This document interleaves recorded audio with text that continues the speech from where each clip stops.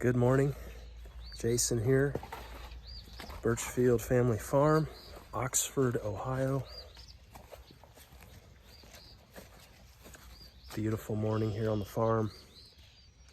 It's supposed to rain today, but we've got sunshine. You love those kind of days. Okay, March 23rd here. Really got a very small bit of grass here between the barn and the pastures. Normally use it just to run animals back and forth between the pastures, but this grass here always does really well. So March 23rd here, this is really the first day that we're grazing. And you can see getting that green grass, good stuff. Got a few of them that figured it out here, but a few that are still straggling. Come on, guys. Come on, this way. Really would like to,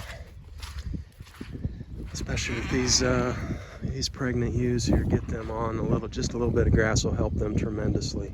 Come on this way. There you go. Come on, Fritz.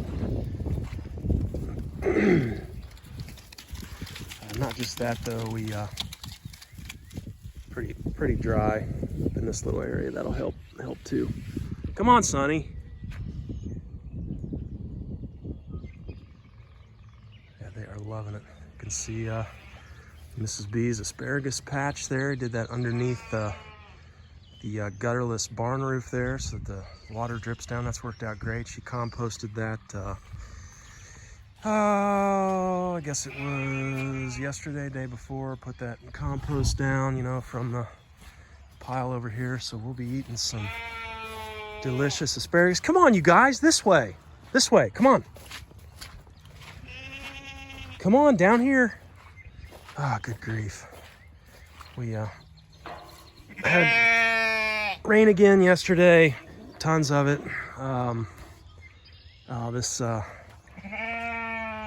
This wetness is really getting old. That's the name of the game this time of year. Okay, here we go. Goodness. Come on, Sonny. Get in here. Get you some grass. Hey, one thing I have noticed, I am a believer in the multi-species grazing. Keeping the sheep and the cattle together. You've got that diversity there. What one doesn't eat, the other usually will.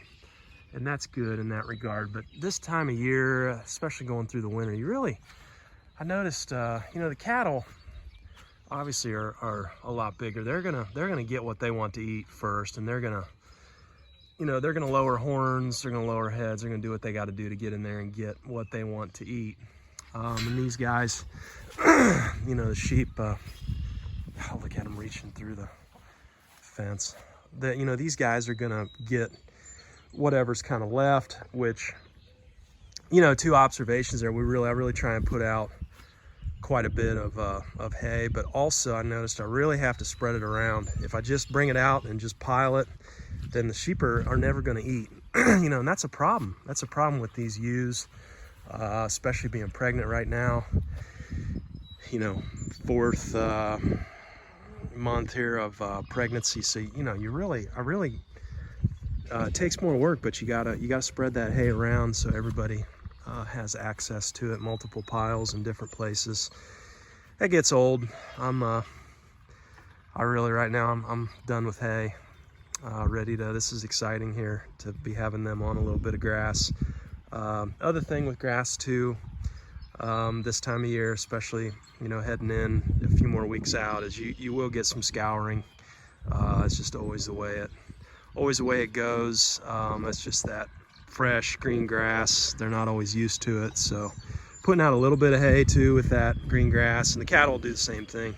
But keeping some free choice hay out there, I noticed, seems to help out, and you kind of try and make a slower transition over to the all green stuff. But letting them in here like this for hour or two just to munch, have a good time, this will help that transition. So just a note too, Just because I'm grazing this little section here, or I'm letting them graze, does not mean I'm ready to start rotating paddocks or really put them out on full pasture right now. Of course, they are on pasture, but this is where they're at, is the winter paddock, and it's just eaten down to nothing here. So we'll get them off of here and let that come back at some point. But I always like to wait. You know, everybody's not everybody, but a lot of people get in a hurry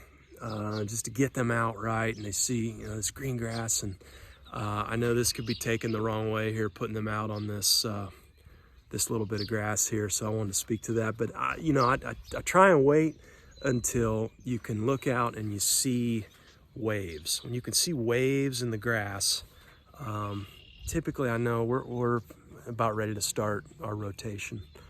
So that's kind of how I tell. I don't want to get them out there too early. We got a little ways to go here. Yeah, a week or two. We'll see. Everything's definitely greening up though, especially with all that rain yesterday. We've had our fill of rain though for gosh, we could go without rain for a good period here, but I know that won't happen with it being spring. So yeah, we'll hang on here. We're gonna have to keep doing some hay, but we're getting real close. Do some itching here, try and get that hair off there. This time of year we'll find the clumps in the pasture. One year after we lost our beehives, I went out, opened that thing up, and it was full of this white St. Croix hair. I guess the mice had gotten in there right after the hive had died. That hair must have been real nice and warm for making a nest. These guys are just going at it. Good stuff, honey.